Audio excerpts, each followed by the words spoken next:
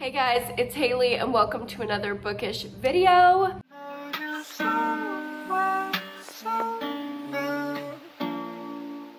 As you can probably tell from my voice, I am sick. It is why this video is so late.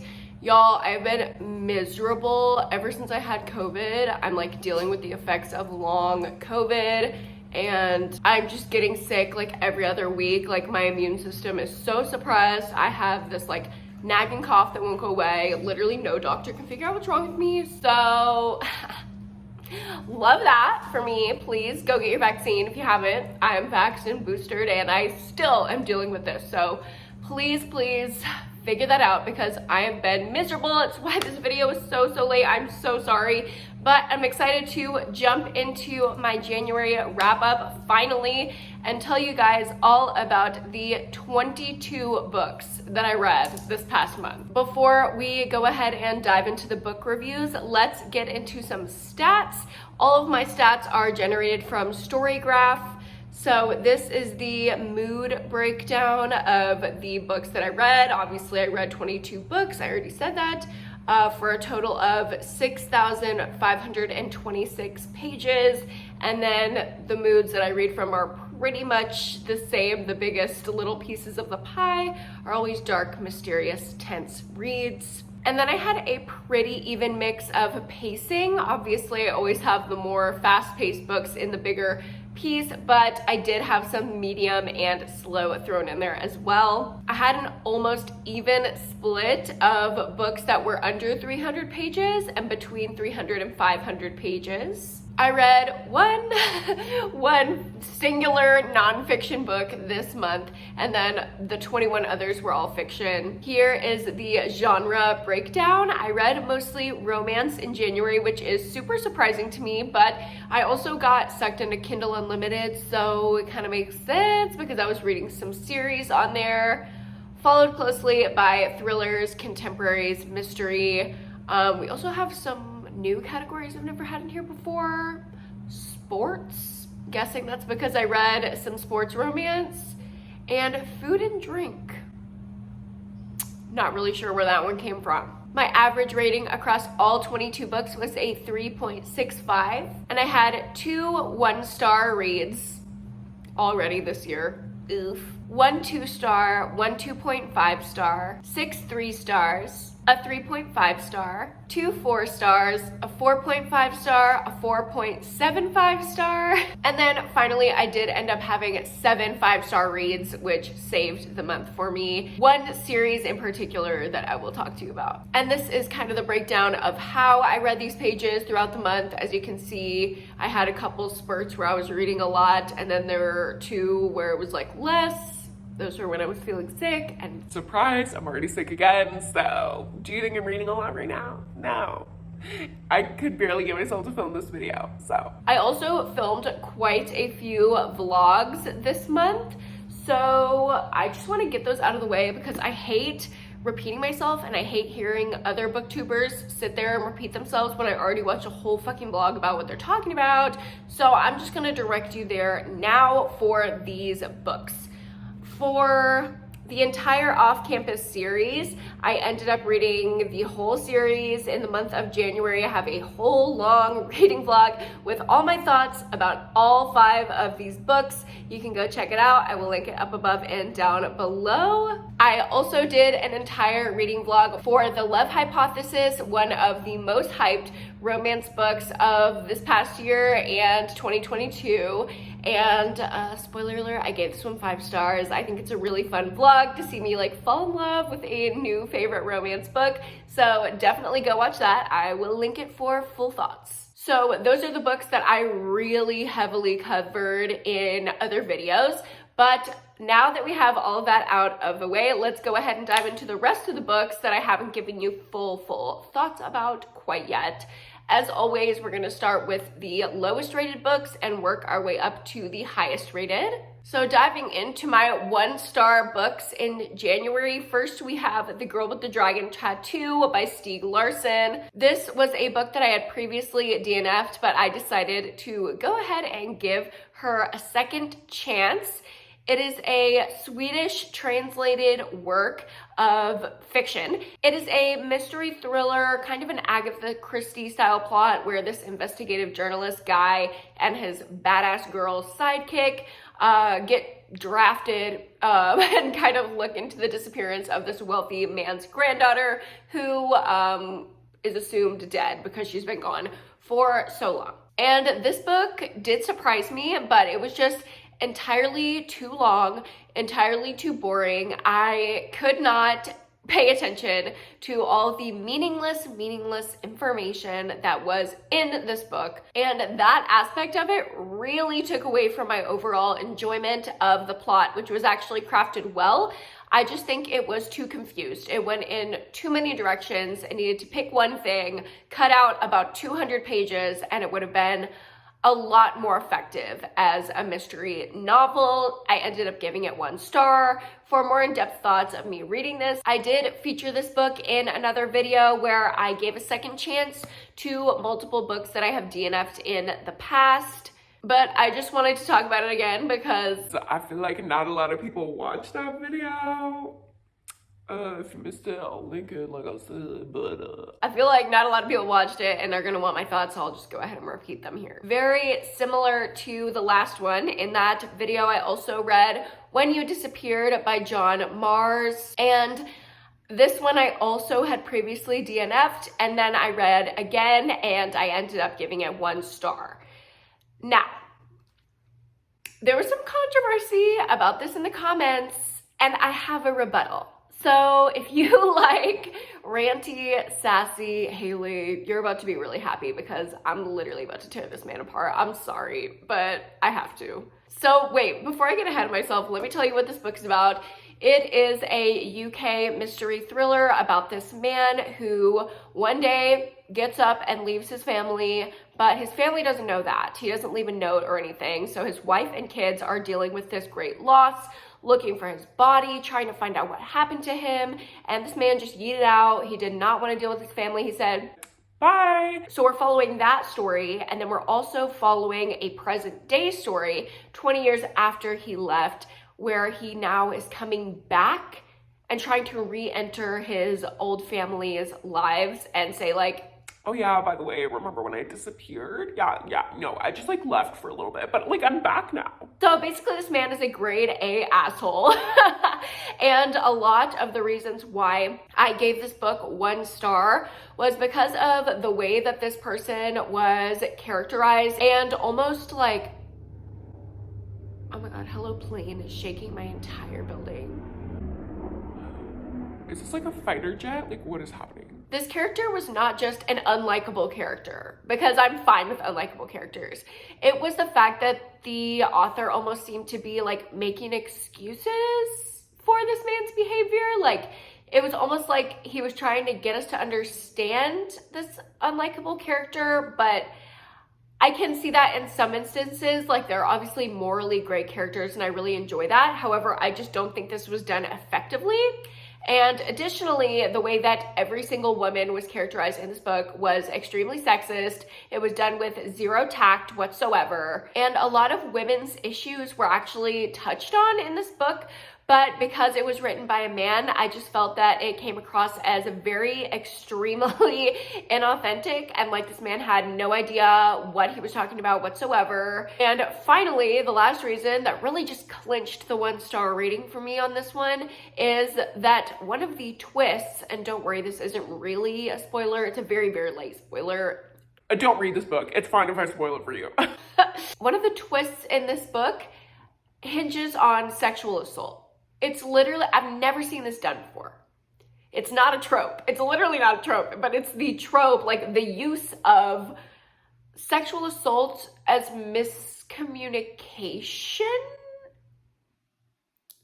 I just feel like that should not be a thing. I feel like that is very harmful and it minimizes the seriousness and the trauma of rape and diminishes the narrative of the survivor, because now we're focusing on a person who just misunderstood and didn't understand a sexual assault. Like I did not vibe with it at all. And I actually got a comment on the video where I talk about this that said the following. And this really pissed me off. And this is written by a man. Their name is Jonathan.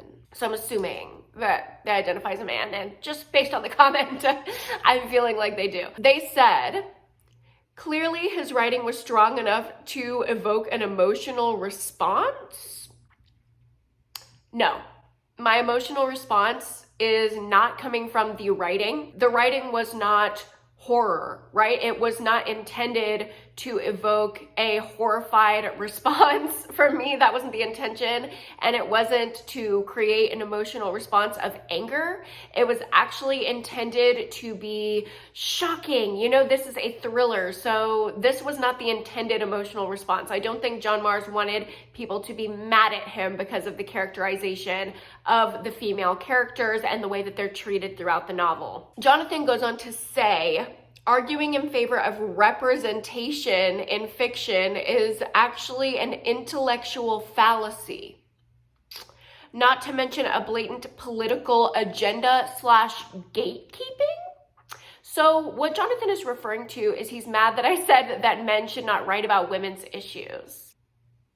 I mean, men can do it all they want. I'm not gatekeeping that, but you don't do it well, so like, why do that? First and foremost, the author has creative license to write about whatever they want, which is a protected right under the First Amendment, freedom of speech. Anytime anyone brings the First Amendment into an argument, I'm just like, I can't. Okay, anyway. Secondly, writing is a craft and a skill, which means just because someone is of a certain demographic and has a specific lived experience does not automatically mean they're more qualified or capable of writing a compelling story about it. Yeah, no, that's literally the reason why the books by a certain population about that population are more impactful than, say, The Help or American Dirt, books that have been publicly criticized for not having accurate representation because it actually is harmful to the demographic that they are writing about. And this book is harmful to women, Jonathan. It's not that I am saying that he's a bad writer, even though I do think this book was poorly written. It's that I am saying that poor representation is an issue, and you are privileged because you are a man and you can sit there and ignore that and talk about freedom of speech. But this is harmful to women. That's why representation is important. Okay, so if you're one of the people who upvoted that comment, or if you're Jonathan himself coming back to watch me, I don't know why you would since you were so pressed by my opinions. I hope you got a little lesson out of that and we were able to learn why representation in fiction is still important and why books like American Dirt and like this book are extremely harmful to the population that they're talking about because the author has no idea about the experiences they are writing about. If John Mars really was immersed in women's issues, he would not have written a book like this. Moving on, I have a 2-star book to talk about, which is The Last Final Girl by Stephen Graham Jones. And this one was really disappointing to me, like really disappointing to me. I really wanted to like this book, but it just did not end up working out for me. I thought this was gonna be my perfect horror book because it's all about horror tropes and the horror genre and horror movies, and we're following this girl who is obsessed with horror movies, and suddenly she is thrust into one when a horrifying event happens in her town. There's basically like a Michael Myers-esque serial killer on the loose. It's kind of like a spoof on a horror movie in book form because our killer is actually running around wearing a Michael Jackson mask. So it's like supposed to be kind of funny, kind of like tongue-in-cheek take on the horror genre. Our main character has beef with like the final girl of the big incident. She is trying to catch this killer, but also deal with the other tropes and like fit people into boxes around the like horror movie. It reminds me a lot of My Heart is a Chainsaw by Stephen Graham Jones. So if you ended up liking that one, maybe you like this one. It just did not work for me. It had zero fluency whatsoever. I kept being confused as to where we were in the story time-wise, where we were setting-wise, and I just don't think the writing style was very effective for this type of story. It was told in this like movie script style format where there were stage directions and like it said like zoom in, pan over the river, like things like that. However, when you're trying to do a really descriptive niche writing style and then you put that format into it, I thought it just made the whole story very, very confusing and hard to get through. I have been a fan of Stephen Graham Jones' writing style in the past. I know it's very, very hard to get into sometimes. And for this book, I just don't think it worked. I did not like the final ending scene. I thought it was cheesy and yeah. Big disappointment for me this month. Moving on to my 3-star books. First, we have another horror novel, which is 6 Stories by, I literally can't remember the author, it flew out of my head, but obviously you'll see it here. And this is a little novella about a podcast. It is a true crime podcast where this guy is going back and talking to the different people that were involved in this tragic event of the death/disappearance of this young boy. There were 6 other people involved, and each kind of podcast episode / each chapter in the book is exploring each of their points of view. I love fast-paced thrillers. I love getting everyone's different perspective on a story. I love multi-POVs, and I love podcast elements in my books, especially in thrillers. So I thought this would be a perfect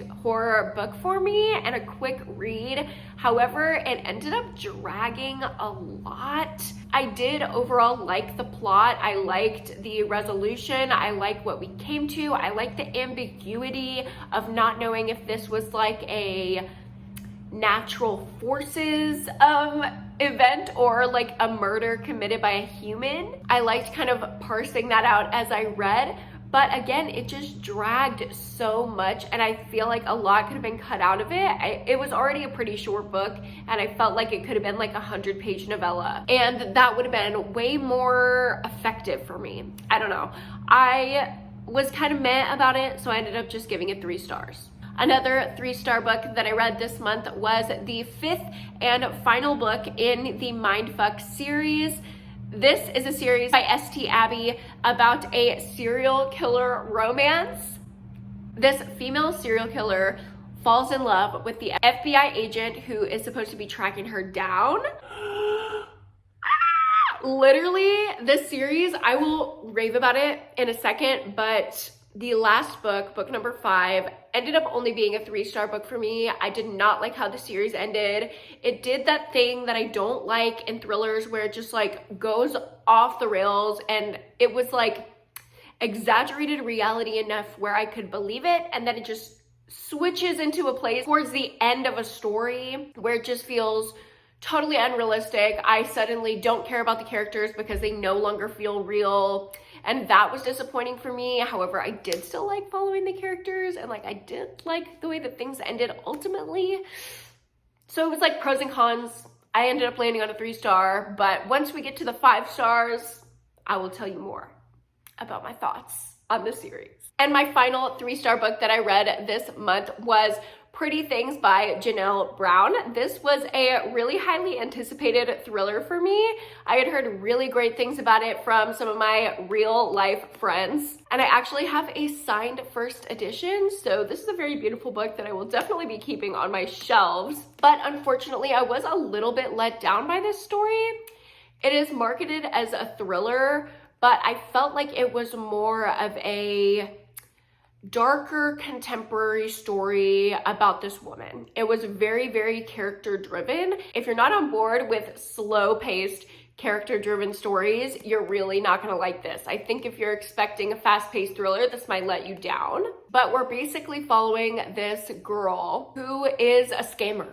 She is a thief, she is a scammer, she got fake identities. She goes through life just scamming people, stealing their shit, selling it on the black market. Like, that is how she survives and how she can afford to pay for her mother's cancer treatment. And one day she comes across this rich person who she actually had a connection with in the past, and she decides this is gonna be her biggest scam ever to kind of get revenge on this person from her past. And we also eventually end up getting perspectives from that person as well. I don't want to give away too much, but I thought the plot was really well crafted if you like character-driven stories. But this was just so long and descriptive. It is about 500 pages, if I remember right. Yeah, it is about 460 pages. And I just thought that was way too long. Even for a slow-paced, character-driven story, it's still a mystery, and I felt like it needed to move a little bit faster to keep me invested. But again, I did like the way that things played out. So again, pros, cons, landed right in the middle at a 3. It's not a bad book. It just had some elements that I wasn't completely on board with. I forgot, I have one more 3-star book. This was also featured in my Giving a Second Chance to My DNF vlog.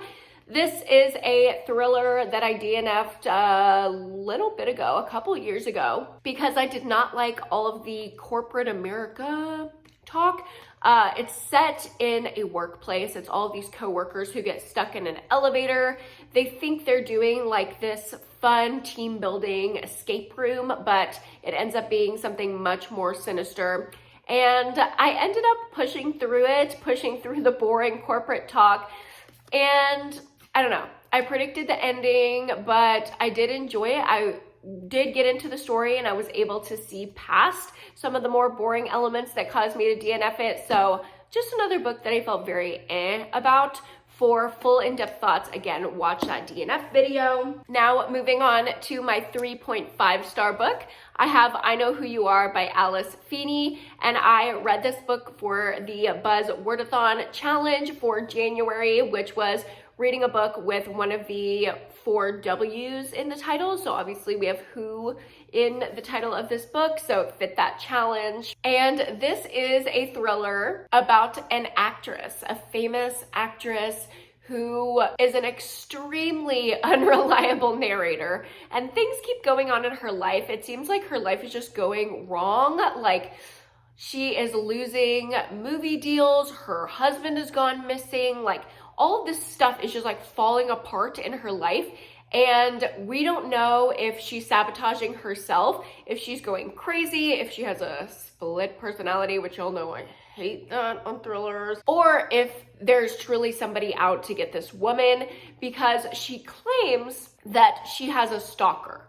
Now, Alice Feeney does the unreliable narrator trope so well. It really keeps you guessing through the whole book. We don't know if she actually has a stalker, this crazed fan trying to ruin her life, if it's all in her head, if when our main character is losing time, she's actually doing the stalking for herself. Like, we have no idea if she's sabotaging herself, if there's somebody after her.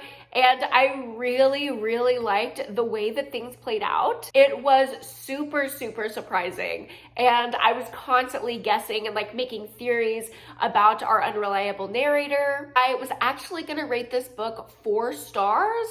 And then I thought about the plot, and obviously I'm not going to spoil it for you, but I did identify quite a few plot holes in the explanations. The explanations were shocking, and at first I was just really surprised by them, but then when you think about it, it's like, oh yeah, this is shocking because it would never happen. Like, this is a completely not great explanation for what's going on. So I ended up lowering it by a 1/2 star because it was a really fun, entertaining time. And if you do suspend your disbelief, then I think you're really gonna enjoy this, especially if you like unreliable narrators in your thrillers. The 4-star book that I read in January was Come For Me With Apples by Catherine M. Valente. And this is a teeny tiny short horror novella that I think you should go in blind reading because it is so short. I don't want to spoil anything. I just want to say this book really makes you think. I love horror that comes from a feminist lens, and this definitely does that.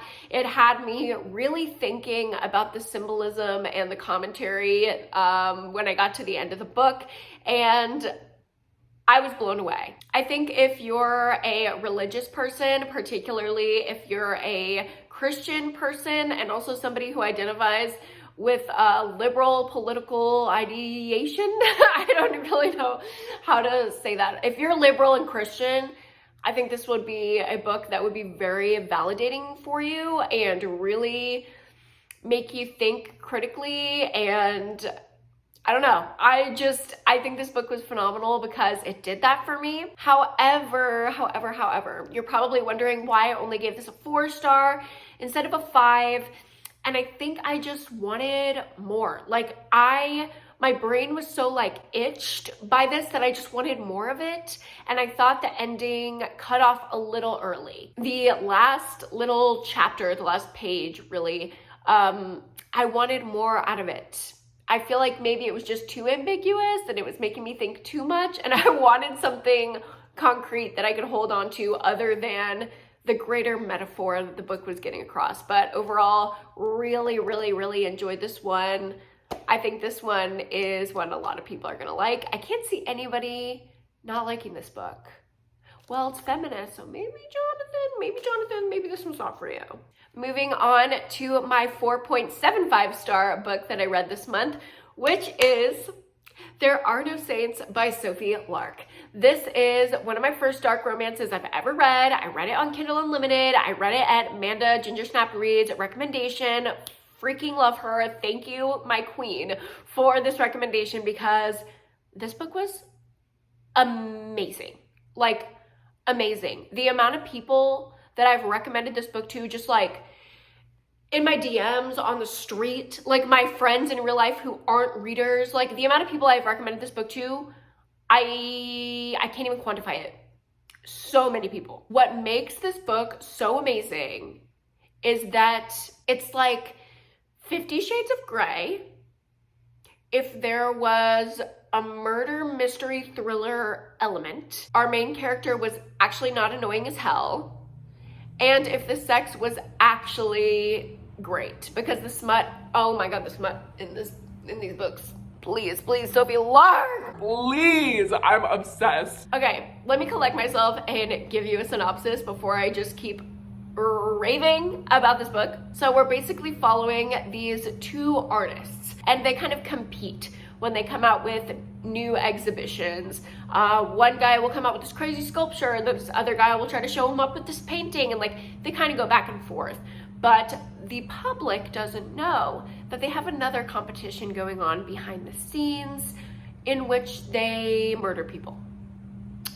And one guy is just like typical crazy psychopath woman killer, and the other guy is more complex, and the people that he kills are more niche, and he doesn't just do this unrestrained murder, like he has a very specific system. And then there's this new young female artist on the scene who gets kind of caught up between these two guys. She ends up getting into a relationship with one of them, the more complex. I don't think that's a spoiler because obviously she's not going to get into a relationship with a woman killer. And you kind of see how their relationship plays out. Obviously it's a dark romance. There is a lot of mystery thriller elements involved that I don't want to spoil, but there's also a lot of great relationship building, and the way that the relationship is built, I just really fell in love with. And of course, like I said, the smut is fantastic. And a super cool and unique element about this book is that it actually has a corresponding playlist. So it will tell you, like, as you're reading, okay, play this song from the playlist, and you let it play, and like as you're reading, it just like sets the atmosphere so well. Like I can't describe it. Like you'll be reading it, it's like, oh, I walked into the party and I felt so alone, and it's like, I feel alone, nobody's here for me. like the way that the lyrics just like match up with what you're reading, it's like, it feels magical. It feels like a movie in my head. I can immediately take myself back and put myself in this reading experience. And I can't do that with like any other book except for Pretty Girls. Like this reading experience was so just special and unique, and this book is so good. So you're probably wondering, why did this get a 4.75? Why not just give it a 5-star? You obviously love it. My beef is, and I really didn't want this to take away from the story, but because I'm a therapist, it did. The mental health rep is shoddy. There are some things that are spoken about in a way that is not quite accurate. Obviously, it's a dark romance, so there's a lot of talk about trauma in this book, and not all of the way that they talk about trauma is healthy, and sometimes they spin it as healthy when it is really not. So as a therapist, that did take me out of the story at some points in the book, but I really loved it. And like, if I wasn't a therapist, I wouldn't know, and it wouldn't even enter my little brain. So like, I really just want to give it a 5-star, but like, it's my little conscience telling me I can't. So 4.75. But let's go ahead and dive into my 5 stars, because the first one is the sequel, There Is No Devil, also by Sophie Lark, obviously. And this has the same format where it has the playlist. It's literally amazing. The way that things play out, obviously I'm not going to spoil it, but like, this book was perfect. Like, actually perfect. Like, one of my best books of the year. Is she saying that already in January? Girl. Yeah, I'm just gonna call it now and say this is gonna be one of my favorite books of the year. I feel like the way that trauma was talked about in this book and the way that mental health was talked about in this book was done with a little bit more nuance and attention to what is healthy for the characters. I don't know what caused that switch. Maybe it's because like we're seeing the characters grow, but it didn't ick me out like it did a little bit in the first one. And the story just progresses and the romance progresses, and it's everything. This book is fucking everything to me. Definitely read this duet if you like dark romance, or if you don't and you want to get into it. Or I would say if you wanted to like 50 Shades and you like the movies and you wanted the books to be more like the movies, there you go. Let's just dive into some more dark romance, because 3 more of my 5-star reads this month were all a part of the Mindfuck series that I was talking about earlier. Mindfuck books 2, 3, and 4 were all 5 stars for me. They're all following our main character, who is a female revenge serial killer. So she's killing all the people who like contributed to her PTSD in this horrifying event that she had growing up. She's like picking people off the list as she goes. At the same time, she is having a romance with the FBI officer assigned to her case. And like, since all these books are like part of a series, I can't really talk about the plot, but just the way that these books are crafted. They're so intriguing. They're so fast paced. Each one is like 150 pages. So you can like knock it out. And like, I would read one novella like super quick and then be like, boom, next one, boom, next one. Like the first 4 books in the Mindfuck series, all 5 stars, easily. Like I said, talking about the last book, the series does go a little bit off the rails, but I loved the majority of it. And I highly recommend it if you are looking for serial killer romance or dark romance, or if you like, oh my God, The Girl in 6E by A.R. Torre, one of my favorite books ever. You need to read these. Now let's talk about the one nonfiction book that I read in January. That was Crying in H Mart by Michelle Zauner. And this is Michelle Zauner's memoir. If you don't know her, she is Japanese Breakfast. She is a singer, she makes music, she's a musician. Hello. If you don't know Japanese Breakfast, literally go listen to her. Her music is amazing. And this goes through her life with a main focus on grief, about losing her mom. And we kind of look at her life through that lens and how the relationship with her mother affected everything, and how her grief is now affecting the rest of her life moving forward. And there's also a lot touching on her heritage as well, which I really enjoyed hearing about. She would talk about these trips to Seoul that she took with her mother. Seoul is in South Korea, if you don't know. Her mother is Korean and her dad is white. And she talks about being a mixed race person in America and how the different facets of her culture come up for her. And it was really intriguing. And especially when she was talking about her mom and just the nuances of their relationship and like trying to get her mom to understand, oh, well, I'm a white girl, but like I'm kind of not because I'm the only Asian girl in my class, like, and talking with her about that and trying to reconcile with like her mom's idea of an American girl, who this American girl should be, and Michelle's own identity and how those weren't matching up. Like all of the conversations about her mom throughout her life growing up and the idea of her daughter, it was just, oh my God, it was so well done, so beautifully written. Obviously, since she's a musician, she has a way with words, and this book is very lyrical and beautiful at some points. So if you're a fan of memoirs at all, I highly, highly, highly recommend this one. I also listened to this one on audio, and I highly recommend that as well because Michelle actually narrates it herself, and it was really cool hearing her story told in her own voice. And finally, drum roll please, the last book and the best book that I have to talk about in this video is Things We Do in the Dark by Jennifer Hillier. That's right, bitches. I got an arc of my most anticipated book of the year. This was also a 5-star prediction for me, and I did end up rating it 5 stars, so queen of predictions right here. Thank you very much. This book was everything. This book was freaking everything. If you're looking for a thriller that has everything, let me do my stuff on really quick. This book has everything. Twisted romance, female unlikable characters, murder mystery, weird scenes, kind of uncomfortable scenes in a jail that kind of are reminiscent of Orange is the New Black, fame, past trauma. Like I could keep going on. This thriller literally has everything. We are following Paris Peralta, and her husband is much, much older than her, and he's also a famous, extremely wealthy comedian. And one day she comes to in the bathroom, and her husband, her beloved husband, old guy, is dead in front of her, bleeding out in the bathtub, and she is holding a straight razor covered in his blood. So obviously you're thinking, girlie did it. Well, not so fast. Because as this story is unfolding, we're also alternating between things that have happened in the past